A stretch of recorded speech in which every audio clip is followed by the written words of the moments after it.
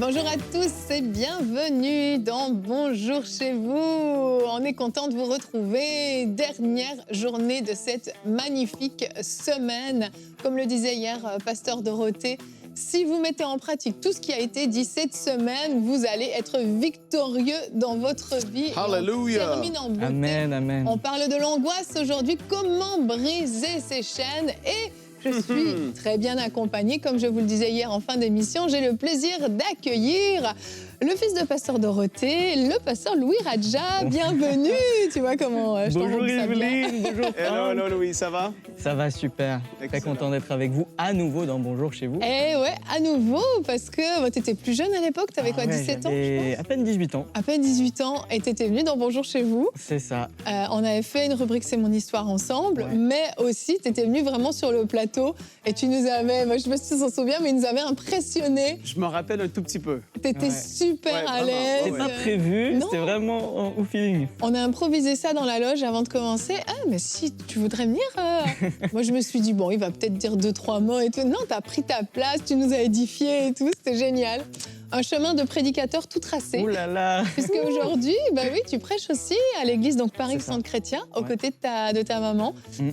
Tu prêches et vraiment cet appel sur ta vie aussi. Donc tu vas nous édifier aujourd'hui. On est vraiment content de t'avoir. Merci Evelyne, merci beaucoup. Avec plaisir, bienvenue. Et aujourd'hui, on parle d'angoisse.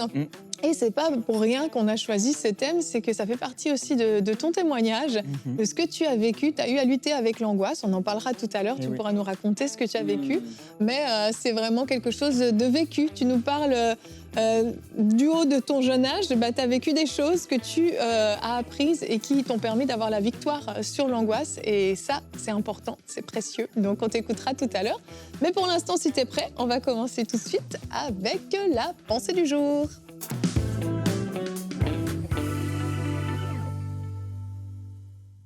Bonjour à tous.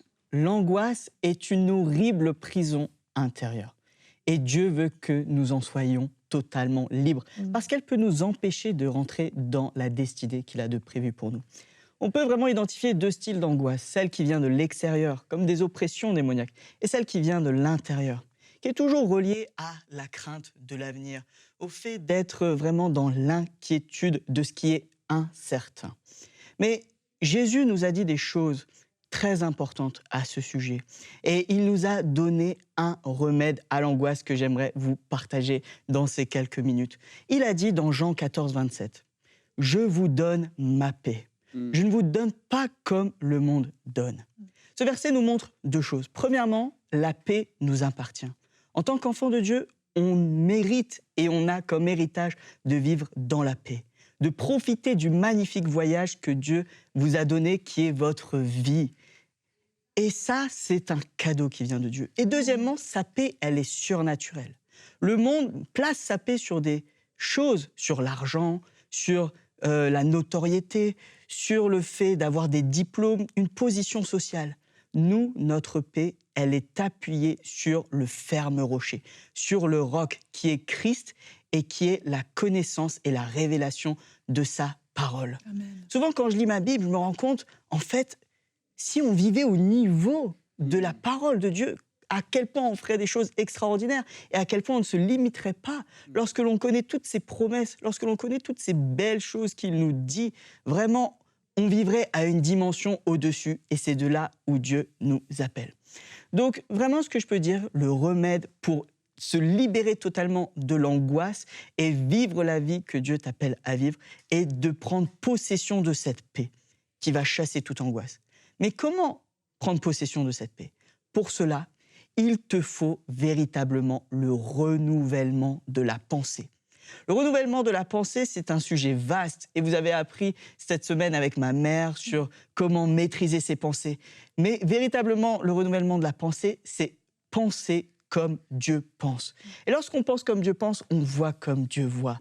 Et donc, on ne craint pas l'avenir parce que Dieu a véritablement dessiné la destination finale de ton avenir, de ta vie, de là où tu vas, qui est des plans et des projets de paix, de bénédiction et non de malheur avant même que tu arrives au monde. Donc le chemin est tout tracé, tu n'as pas besoin de créer, tu n'as pas besoin d'inventer, tout est déjà prêt, tu n'as qu'à simplement le suivre. Amen. Merci Louis, merci beaucoup. C'est tellement bon de savoir qu'on a accès à cette paix. Cette paix, effectivement, qui est parfaite, qui est complète. Mais la réalité, c'est que il y a des moments où on ne la ressent pas, cette paix. C'est comme, OK, je l'ai déjà vécu, je vois de quoi tu me parles, mais il y a des fois où on ne le ressent pas. Puis c'est quelque chose que tu as vécu, toi, Louis, comme je le disais en introduction. Ouais. Il y a une période de ta vie où tu as goûté à l'angoisse Ouh là là. et surtout, tu l'as portée sur toi. C'est ça. Et est-ce que tu peux nous raconter un peu comment ça s'est passé et puis à quel moment surtout c'est arrivé? En fait, donc, mon père est décédé quand j'avais 11 ans. Et ça a été une grosse claque dans ma figure. C'est comme si j'étais passé d'un gamin de 11 ans à un gamin de 18 ans, un claquement de doigts, parce que j'avais vraiment des préoccupations d'adulte. Qu'est-ce que je vais faire? Qu'est-ce que je vais devenir? Comment je vais gagner de l'argent? Est-ce que je vais être quelqu'un, etc. Et je me torturais de l'intérieur. J'étais angoissé de mon avenir. Toutes les décisions que je prenais, ou en tout cas, j'étais qu'au collège, mais chaque examen, j'y allais avec des douleurs d'estomac, avec vraiment mon ventre se retournait. J'avais 12-13 ans et je me baladais partout avec du Gaviscon. Gaviscon, qui est un genre de médicament pour apaiser tout ce qui est brûlure d'estomac, douleur d'estomac. Toutes les remontées acides, etc. Wow. Et souvent, c'est les personnes âgées à la pharmacie qui prennent du Gaviscon, qui ont un peu de mal à digérer. Moi, j'avais 12 ans à demander du Gaviscon parce que j'étais tellement stressée, tellement angoissée. Je dormais pas de la nuit, etc. Et j'étais vraiment perturbé par ces pensées. Ça a duré quelques années. Je te pose une question, Louis. Ça a commencé tout à coup? Ouais. Vraiment, avec le décès de mon père, c'était mon repère. C'était vraiment, je me posais pas de questions, il était là, tout allait bien d'un coup. Et puis là, d'un coup, on perd quelqu'un de fort, quelqu'un de présent dans notre vie comme un socle. Et là, on se retrouve vraiment sans appui. Et quand on a 11 ans, c'est quelque chose de compliqué. Quoi. Puis t'es enfant unique en plus, donc d'une certaine façon, tu te dis c'est moi l'homme de la maison maintenant. Il y a une responsabilité qui tombe sur tes épaules quand même assez importante. Surtout que comme ma mère faisait face à ses propres défis, je prenais tout sur moi. Et le fait d'avoir des excellents résultats, le fait d'avoir des bonnes notes, le fait de ne pas être un fardeau en plus, c'était quelque chose qui m'obsédait vraiment la pensée. Et donc tu t'es mis ce poids et à 12 ans, tu te retrouves avec du Gaviscon dans ton sac d'école. C'est grave, c'est horrible.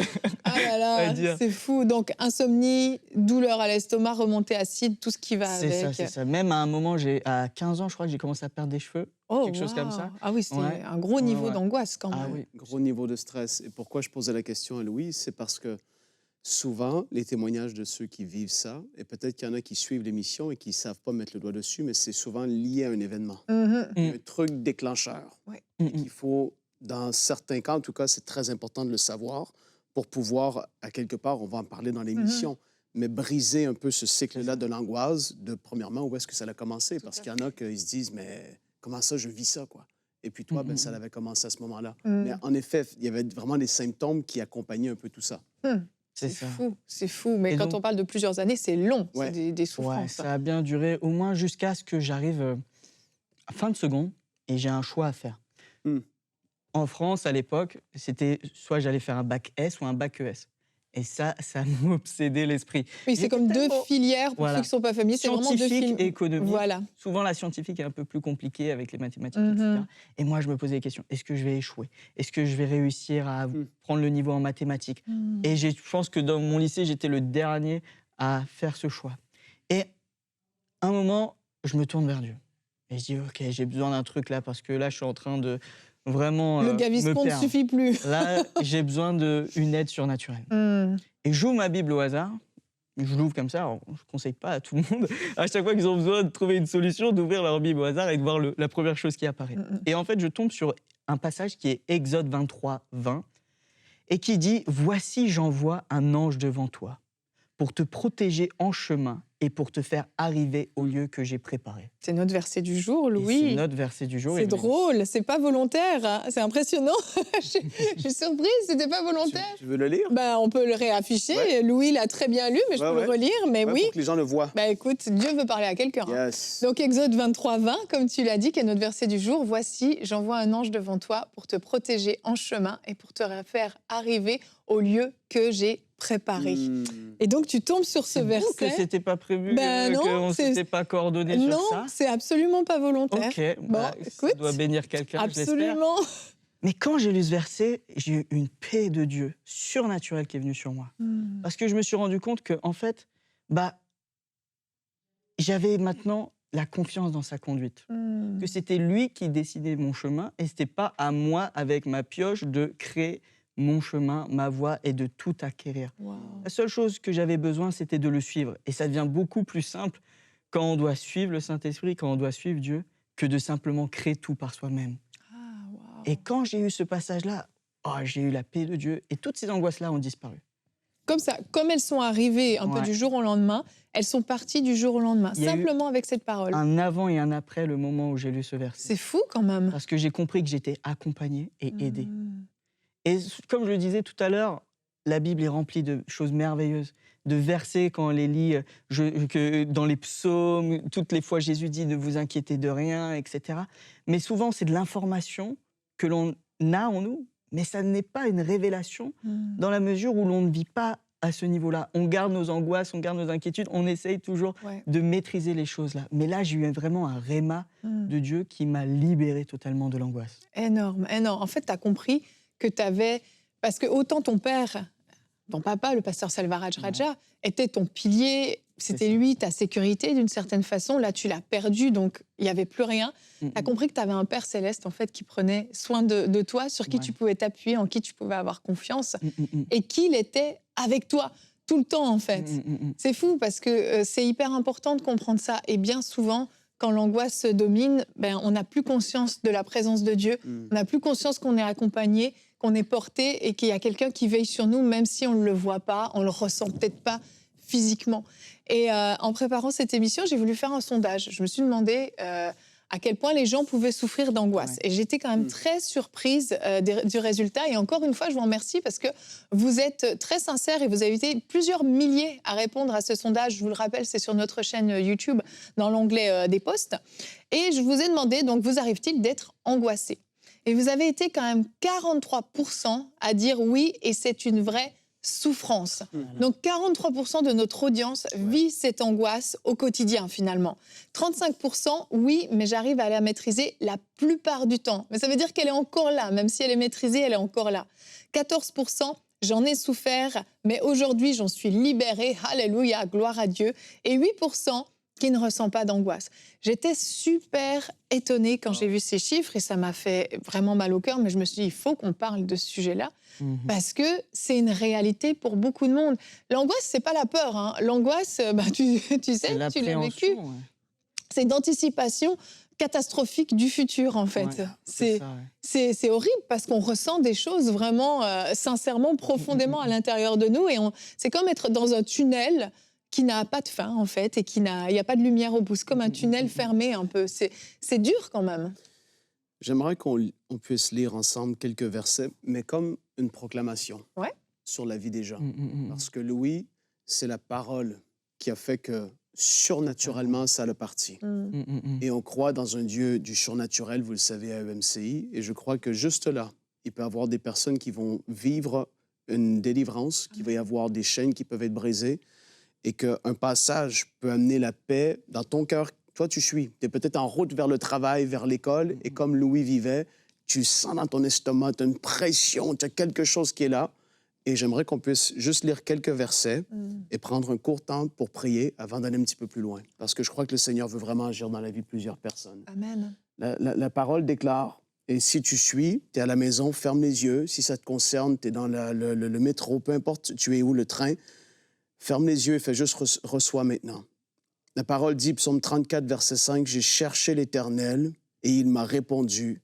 Il m'a délivré de toutes mes frayeurs. » Amen. Il est celui qui te délivre de toutes tes frayeurs, au nom de Jésus. Le psaume 34, verset 19, « L'Éternel est près de ceux qui ont le cœur brisé.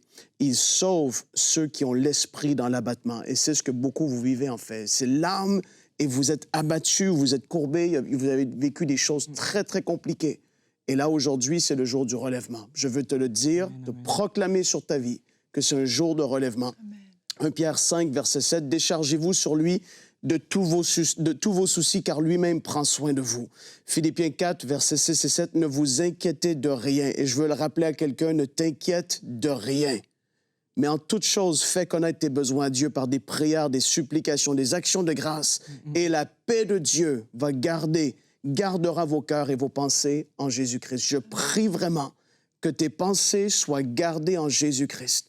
Toi qui souffres de pensées peut-être suicidaires, pensées de mort, qui a des angoisses, une peur de mourir qui peut être continuellement là. Ouais. Je viens avec Louis, avec Evelyne, au nom de Jésus, et nous prions maintenant que ces pensées de mort te quittent maintenant. Tu ne mourras pas, tu vivras. Tu vas raconter les bontés, les bienfaits, les merveilles de l'Éternel. Toi et ta descendance, oui, toi et ta descendance, vous servirez l'Éternel. Au nom de Jésus, c'est la vie qui est ton partage, pas la mort. Oui. Dans 2 Timothée 1, verset 7, « Car ce n'est pas un esprit de timidité ou de crainte que Dieu nous a donné, mais un esprit de force, d'amour et de sagesse. » Et c'est ce que tu as reçu, vous avez reçu un esprit de force, d'amour et de sagesse. C'est ce qui est ton partage. Yes. Et Jésus dit que votre cœur ne se trouble point. Je veux prier que ton cœur ne se trouble point. Il a dit, croyez en Dieu, croyez en moi. Vraiment que ce soit ton partage, parce que ce que des gens peuvent vivre, il y en a qui vont vraiment vivre des crises d'angoisse. Je fais des appels dans les églises où est-ce que je vais, Evelyne. Tellement de gens qui s'avancent. Ou alors qu'on est en train de juste prier. Il peut y avoir une parole de connaissance qui est donnée. Une personne commence parfois à manifester. Il y a un esprit qui commence à s'agiter, qui a amené une angoisse terrible dans la vie des gens. Tu fais un appel, tellement de gens disent « Je suis angoissé, je suis prié, je sens que c'est l'eau. » C'est un vrai fléau. Oui. Et je prie que la parole, même que Louis a pu prononcer tout à l'heure, la simple parole que lui, comment il l'a reçue premièrement, mais aussi la parole qui a été proclamée, soit la délivrance de quelqu'un, parce que tu l'as vécu surnaturellement. Ah oui. Et parfois, ça peut être progressif. On confesse ta parole. C'est un combat, il y a une lutte, un combat de foi dans le sens où je persévère, Seigneur, la victoire. Mais d'autres fois, c'est immédiat, direct. Comme toi, ça a été le jour au lendemain. C'est arrivé À la 2 jours. seconde. Parti, direct. Ouais. Et ça, c'est surnaturel. On ne peut pas expliquer ça. Non. Tu ne peux pas. Et ça, je prie que ce soit votre partage, qu'il y ait vraiment des paroles réma qui soient données aujourd'hui à travers de cette émission et que le Seigneur parle à quelqu'un. Amen. Amen, amen. Amen. Et ce qui est beau, c'est que Dieu a aussi conscience de tout style d'angoisse. Moi, c'était pour des études, c'est pour des choses, on va dire, banales. Il y a des gens, ils font face à des angoisses plus lourdes. Ça peut être le fait de devoir payer leur loyer, le fait de comment est-ce qu'ils vont prendre soin de leurs enfants, comment ils vont les envoyer faire des études, etc. Et si Dieu a pu le faire pour moi, pour de simples angoisses, on va dire, de scolaires, il peut le faire pour n'importe qui. Ouais. Et il a vraiment... C'est comme un poids qui a été retiré, comme une pression qui a été retirée pour dire la pression de là où tu vas aller, là où tu dois aller, c'est pas à toi de la porter. C'est moi qui ai préparé cet endroit pour toi. Yes. Ce lieu-là, c'est moi qui t'ai préparé. Comme c'est moi qui t'ai envoyé sur cette terre, qui a voulu que tu sois ici. Et tout le cheminement, tu n'as qu'à simplement me suivre. Et là, ça enlève vraiment cette pression. Et on se sent vraiment beaucoup plus léger. Et j'aime bien parfois observer mes neveux. Vous avez des enfants. Moi, j'ai des Toi, c'est petits tes neveux. neveux. Et quand on va se balader un peu en forêt, ils ne demandent pas le chemin, où est-ce qu'on doit aller, etc. Ils suivent le papa. Ouais, c'est vrai. Ils ne se posent pas plus de questions que ça. Ils suivent le papa, ils avancent, ils sont heureux, ils prennent des châtaignes, des trucs, etc. Et ils profitent du voyage. Et vraiment, la vie est un magnifique voyage. Et je vois, et j'aime dire que tout ce par quoi on passe, les difficultés, sont que des futurs témoignages. Ouais. Sont que des futures choses où on va pouvoir édifier les autres avec notre histoire. Comme ce que moi j'ai vécu, et ben aujourd'hui, quelle chance, quelle grâce d'être ici, de pouvoir le partager avec toutes ces personnes-là en espérant que ça va leur bénir. Ouais, vraiment. Si je le peux, Evelyne, j'aimerais également partager quelque chose comme un tips sur comment se libérer de l'angoisse et un remède que j'ai appris assez récemment. C'est le parler en langue. La puissance du parler en langue. Yes. Parce que, en fait, souvent, on ne comprend pas forcément bien le parler en langue. C'est un peu nébuleux. Oui. Et on peut prier en langue comme si on faisait un exercice vocal, comme pour s'échauffer la gorge avant de commencer à prier en français. Parfois... Mais en plus, comme la plupart du temps, on ne comprend pas ce qu'on dit. Effectivement, ce n'est pas toujours bien compris. Ouais, et pourtant, lorsqu'on prie en langue, on prie la volonté parfaite de Dieu. Amen. Et un témoignage un peu drôle que j'ai sur ça, c'est que dans notre église, on a une école biblique, et il y avait un professeur qui est vraiment loin dans les dons de l'esprit, qui a enseigné sur le don d'interprétation des langues. c'est un anglophone, donc je ne sais plus si c'était moi ou quelqu'un d'autre qui le traduisait. Et il disait, bon, il enseignait sur les dons de l'esprit, et il a dit ensuite, maintenant on va exercer les dons de l'esprit. Donc je vais demander à quelqu'un de l'assemblée de venir, donc il a appelé une personne, et a dit, cette personne va parler en langue, et Louis va venir et interpréter ce qu'elle dit en langue. Sans pression, bien Sans sûr. pression, surtout, c'est quelque chose que je n'avais bien sûr jamais fait. Incroyable. Il y avait peut-être 150 élèves devant, 200 Merveilleux. élèves. Et d'un coup, et je me trouve devant cette situation, jamais interpréter les langues. Mais il me dit, ferme les yeux, simplement laisse-toi guider, et ce que tu vois, tu le dis. Donc je ferme mes yeux, et je vois quelque chose de simple, quelque chose d'assez paisible, et je le dis, ce que je vois. Je ne sais même pas si c'est un verset ou quoi de la Bible. Et donc la personne parlait en langue en même temps, et d'un coup, je ne l'entends plus. Et puis, j'ouvre les yeux, et la personne était par terre, en train de pleurer, etc. Et en fait, ce que j'avais interprété, ce que j'avais dit, eh ben, c'était précisément ce par quoi elle passait et ce dont elle avait besoin. Oh, énorme. Et ça m'a vachement surpris, vachement béni, parce que souvent, on pense que la solution, on doit la tirer d'en haut du ciel, on doit intercéder pour que les choses descendent du ciel. Mais la Bible est claire, elle nous dit que ceux qui s'attachent à l'Éternel ne forment qu'un avec son esprit. Donc, ça veut dire que mon esprit en moi est un avec l'Esprit de Dieu. Amen. Donc, toutes les solutions que j'ai besoin, toutes les choses qui peuvent être angoissantes de la vie, toutes les directions dont j'ai besoin, je n'ai pas besoin d'aller tirer en haut, j'ai juste besoin d'aller creuser au-dedans de moi de ce qu'il y a dans mon esprit. Et c'est ce que permet de faire le parler en langue. Et le don d'interprétation des langues que Dieu veut donner à tous, eh ben, nous permet d'avoir conscience de ces solutions qui sont déjà à l'intérieur de nous. Et je voulais le partager parce que c'est souvent quelque chose qui est pas assez partagé. Mais lorsque vous faites face à des situations difficiles où vous ne savez même pas quoi dire, priez en langue. Et quand vous priez en langue, sachez que tout ce que Dieu veut, les plans et les projets de Dieu sont proclamés dans le monde spirituel et qu'en son temps, il vous les révélera. Amen. Et ça, c'est aussi une grande bénédiction que Jésus nous a donnée. Excellent, excellent. C'est tellement encourageant quand tu sais que tu as à l'intérieur de toi déjà ce qu'il faut, ce dont tu as besoin. Et je crois que c'est important de pas toujours chercher ailleurs, en fait, de se dire. Et au final, c'est un peu tout ce qu'on a vu tout au long de cette semaine, de voir que Dieu, en fait, nous a déjà donné ce dont on a besoin pour être vainqueur dans les différentes étapes, dans les différentes épreuves qu'on peut traverser, les différentes attaques qu'on peut avoir. En fait, on voit que Dieu a déjà pourvu à la solution. Il a déjà mis en nous tout ce qu'il fallait. Et quand j'écoute ce qu'on partage par rapport à l'angoisse, ça me fait penser aussi un petit peu au témoignage d'Aurélie. Tu n'étais pas sur le plateau, Frank, je ne sais plus quand elle a partagé ça, mais par rapport au domaine des angoisses nocturnes, des terreurs nocturnes, etc., des oppressions nocturnes. Et Aurélie racontait il y a quelque temps qu'elle a eu des moments vraiment où elle était fortement attaquée dans son sommeil. Et en fait, elle se faisait comme poignarder au niveau de la tête toutes les nuits. C'était hyper intense. Et elle a dit quelque chose d'important. Elle a dit, j'ai refusé de laisser la lumière allumée pour dormir. J'ai refusé de céder à la peur. Elle se couchait, elle déclarait la parole, elle lisait la parole, elle déclarait la parole avant de dormir. Et finalement, tout s'est arrêté. Et en fait, pourquoi je parle de ça? C'est que l'angoisse appelle l'angoisse, en fait. Et il y a comme un effet boule de neige qui se crée. Au départ, il y a une petite angoisse qui se nourrit de l'angoisse. Et c'est comme un monstre qui est en train de grossir. Et plus on lui donne de l'angoisse, plus il grossit. Et il y a notre part de responsabilité aussi là-dedans de se dire, de refuser, en fait. De dire non. En fait, moi, je ne veux pas tomber là-dedans. Et c'est ça, d'aller dans la parole et de se dire, qu'est-ce que dit la Bible par rapport à ma destinée, si c'est la destinée qui nous inquiète? Qu'est-ce que dit la Bible par rapport à la protection divine, si on a peur qu'il nous arrive un accident? Qu'est-ce que dit la Bible sur ci et sur ça?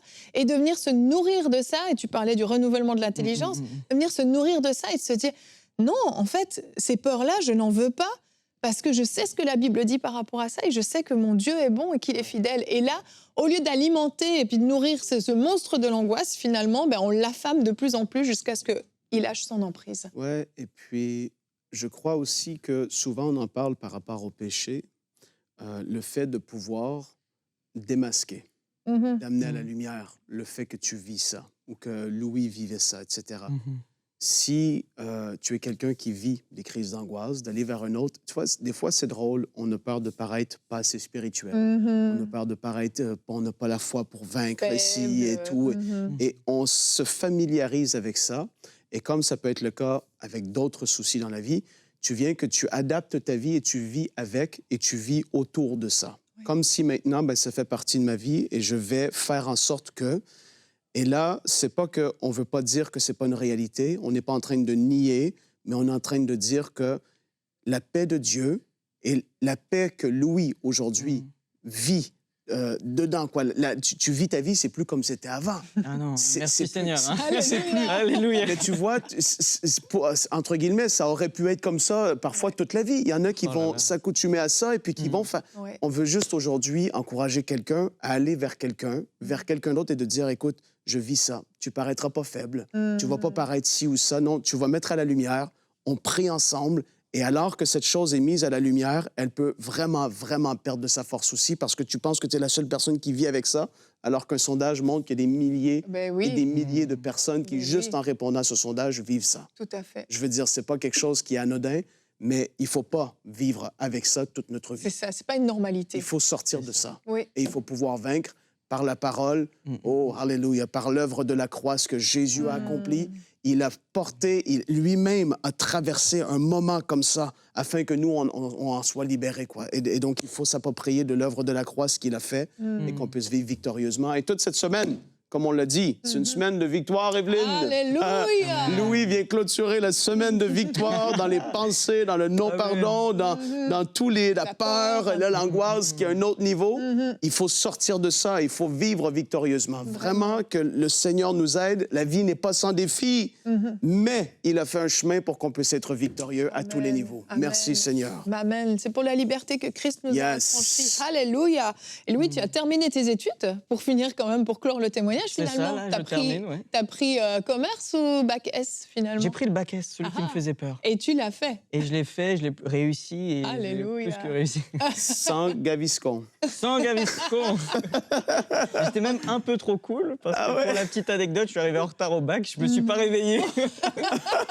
Là, le gars, on sent que l'angoisse t'empêchait plus de il est confortable. Là.